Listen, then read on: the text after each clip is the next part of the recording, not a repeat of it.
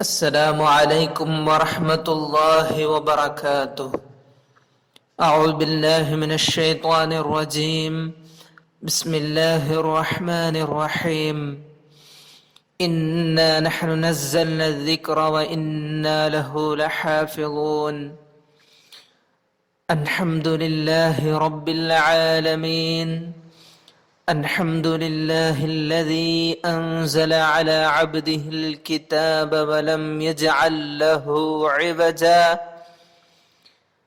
والصلاة والسلام على سيدنا محمد بعث للعالمين نذيرا وسراجا، وعلى آله وأصحابه المتمسكين بالقرآن شرعة ومنهاجا. أما بعد، اللهم رب يسر ولا تعسر، رب زدنا علما وحلما وفهما وعقلا وأدبا وإيمانا كاملا. رب تمم بالخير والسعادة، رب تمم بالخير والسعادة، رب تمم بالخير والسعادة. میرے پیارے بچوں، اللہ تعالیٰ کا فضل و کرم سے ہم تفسیر النصفی کا دوسرا پیریڈ میں، دوسرا سیشن میں حاضر ہوئے ہیں. الحمدللہ علی کل حال. پچھلا پیریڈ میں فن التفسیر اور تاریخ فن التفسیر اور ہمارا مصنف امام نصفی رضی اللہ عنہ، یہ سب کے بارے میں مختصر انداز میں ہم سنے تھے.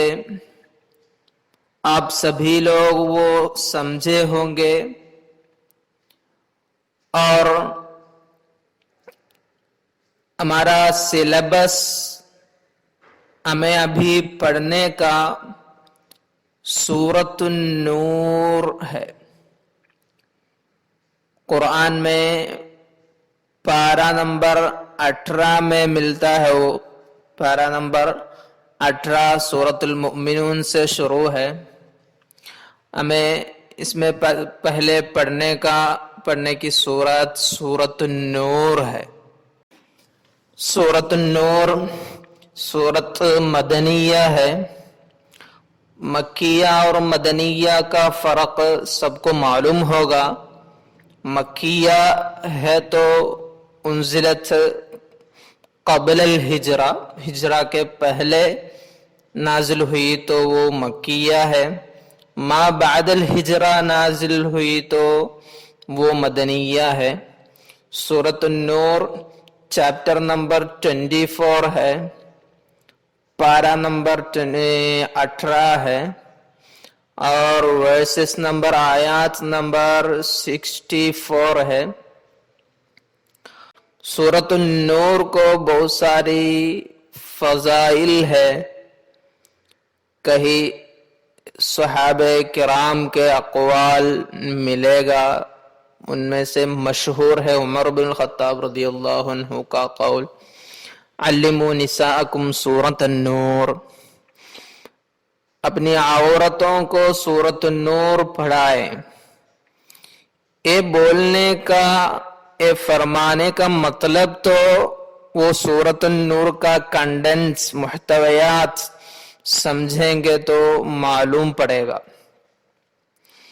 اس میں بہت ساری آداب کا چرچا ہے، بہت ساری آداب کا چرچا ہے سورۃ النور میں. اور الغرض سورۃ النور کا ایک موضوعی ڈیٹیل ہے آپ لوگ کے سامنے جو میں ابھی پیش کر رہا ہوں.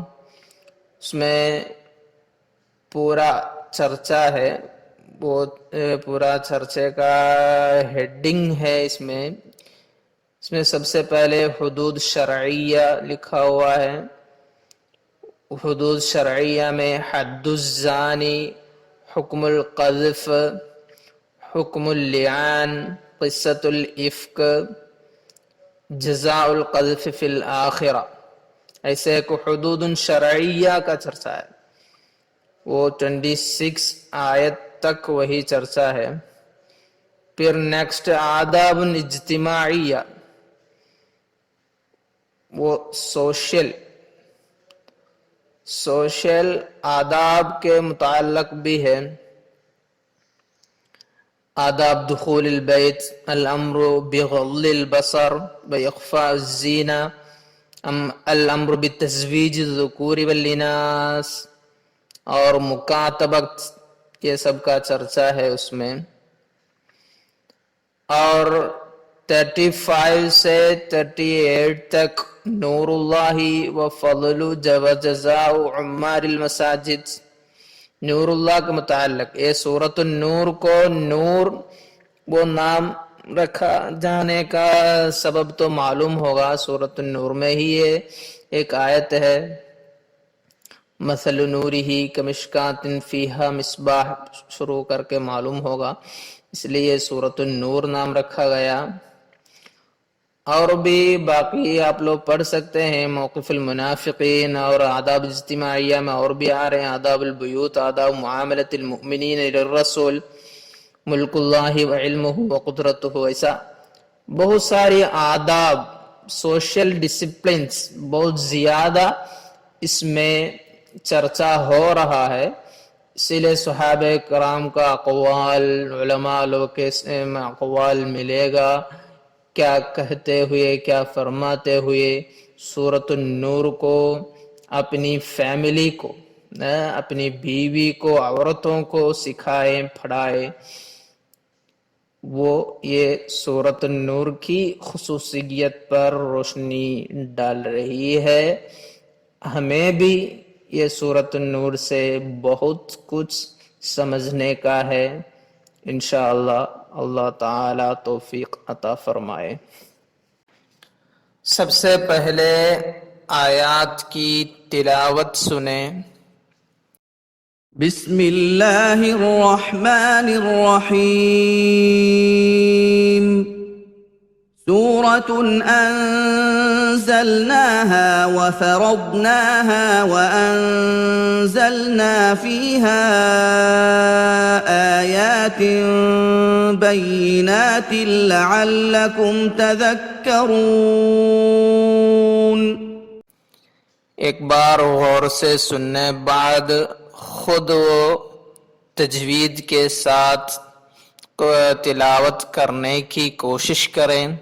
وَرَتِّلِ الْقُرْآنَ تَرْتِيلًا مَنْ لَمْ يَتَغَنَّ بِالْقُرْآنِ فَلَيْسَ مِنَّا، یہ سب ہے۔ وہ اچھا ایک طرز سے ہی قرآن تلاوت کرنے کی کوشش کریں۔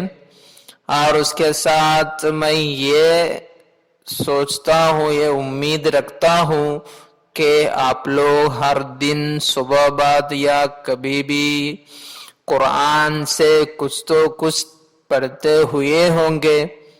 الحمدللہ وہ سلسلہ جاری رکھیں، ہر دن کچھ تو کچھ قرآن سے ضرور پڑھنے کا ہے، وہ ہماری کتاب ہے اور کوئی نہیں ہے وہ پڑھنے کے لیے۔ آیات کا ترجمہ سنیں پہلے۔ بسم اللہ الرحمن الرحیم، اللہ تعالی کے نام سے شروع ہے۔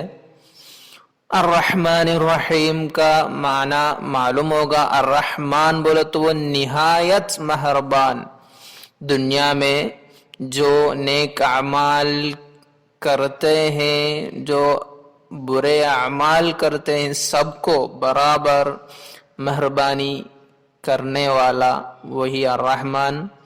الرحیم بولے تو آخرت میں جو ان کی اطاعت کی ان پر مہربان رہے گا، وہی الرحیم۔ سورۃ النور کی شروعات ہے سورۃ، یہ ایک سورت ہے، اس کا اعرابی وجہ کیا ہے وہ سب تفسیر میں چرچا ہوگا۔ انزلناہا کہ ہم نے اتاری، یہ ایک سورت ہے کہ ہم نے اتاری وہ سورت کو۔ وفرضناہا ہم نے اس کے احکام فرض کیے، فرض کیے۔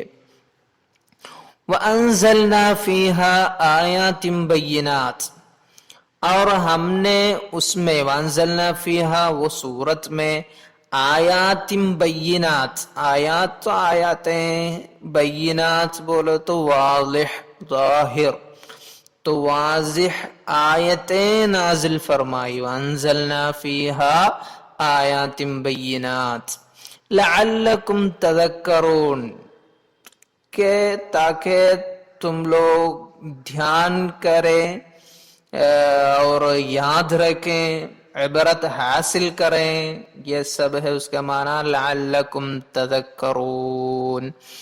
تو یہ آیت ایسے ایک مین ہیڈنگ کی طرح آ گیا ہے، کیونکہ یہ آیت ہمیں یہ بتا رہی ہے کہ یہ ایسی ایک صورت ہے، یہ صورت کے اندر بہت سارے احکام آداب کا چرچا ہوگا، وہ آپ لوگ سمجھنے کے لیے، عمل میں لانے کے لیے، دھیان رکھنے کے لیے ادھر اللہ تعالیٰ پیش کر رہے ہیں۔ ایسا ایک ہیڈنگ لگ رہی ہے یہ آیت۔ تفسیر النصفی پڑھے تو سورتن، سب سے پہلے ادھر اعراب کا چرچا ہے۔ ہم پہلے بتائے تھے اس میں انواع الاعراب والقراءات اور تفسیر موضوعی سب کچھ رہے گا۔ تو شروع کرتے ہیں سورتن، سب سے پہلے سورتن آیا نا، تو سورتن کیا اعراب ہے؟ وہ یہ ہو سکتے خبر مبتدأ محذوف، ایک محذوف مبتدا کا خبر ہو سکتا ہے، تو کیا ہوگا؟ ای ہذہ سورتن، ہذہ ایسے تقدیر میں وہ محذوف ہے، ایسے مبتدا محذوف کا خبر، تو سورتن ای ہذہ سورتن، یہ ایک سورت ہے۔ اس کے بعد انزلناہا، انزلناہا کا لفظی معنی تو معلوم ہوگا کہ ہم نے سورت اتاری، انزلناہا سورت کو ہم نے اتارا، صفت لہا، یہ سورت لفظ آ گیا نا، وہ لفظ کا کیا ہے؟ سورت کی صفت ہے۔ ای سورت انزلناہا، ای ہذہ سورت انزلناہا، یہ ایسی ایک سورت ہے جس کو ہم نے اتارا، ایسی ایک سورت ہے یہ سورت انزلناہا۔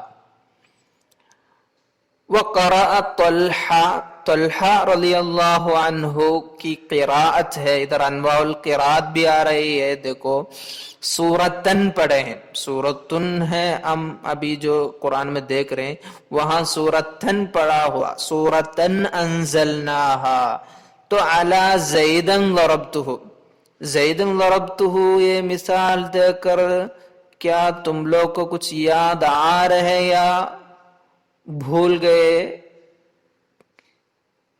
باب الاشتغال تم لوگ پڑھے ہیں، U6 میں پڑھے ہوں گے، ان مضمرس من سابق فعلا شغل عنہ بنصب لفظه یا بالمحل فالسابق انصبه بفعل اضمرا حتما موافق لما قد اظہرا، تو فالسابق انصبه ہے نا، اسم متقدم کو نصب دے دے، وہی ہوا ادھر سورتن انزلناہا۔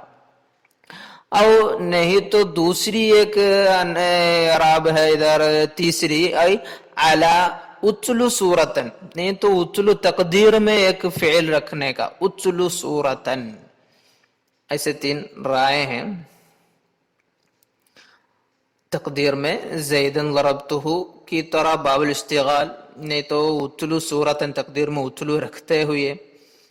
یہ انواع الاعراب کا چرچا ہوا اور قرات کا بھی چرچا ہوا، سورت میں اعراب بتائے، سورتن کا بھی اعراب بتائے، اور وہاں قرات بھی بتائے سورتن، اور تفسیر موضوعی ہے۔